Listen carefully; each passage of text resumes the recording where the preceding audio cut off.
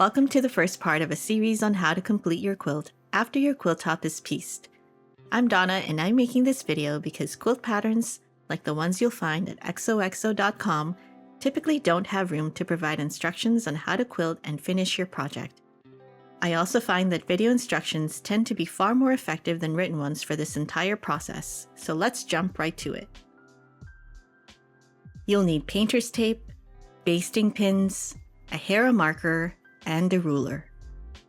Once your quilt top is pieced, the next step is basting your quilt, also known as making a quilt sandwich. This is a preparation process that temporarily holds the 3 layers of your quilt, the 3 layers being the backing fabric, the batting, and your quilt top before they're sewn together.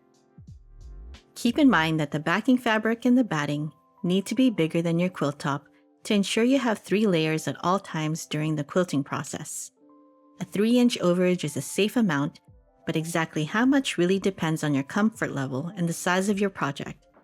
I'm working on a small quilt and I have an idea of what my quilting habits are, so I know that I don't need a lot of wiggle room for this demo.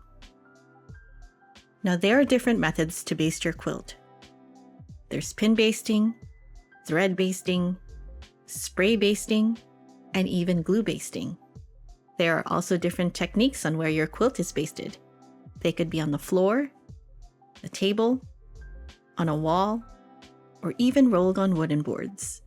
In this video, we'll focus on pins because they're reusable and a horizontal surface that's large enough to lay out your entire project.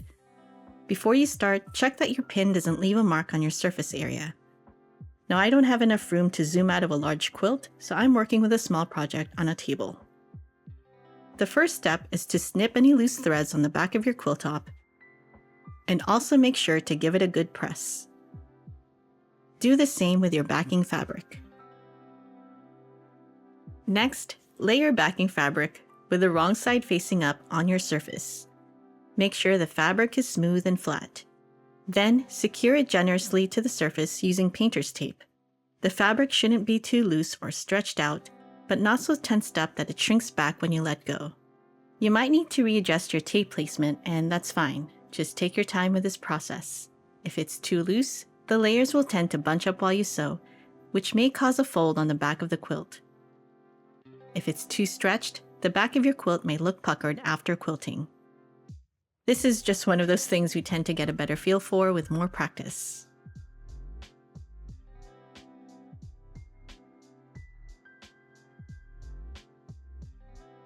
Next, place your batting on top, which again should also be bigger than your quilt top, about the same size as your backing fabric.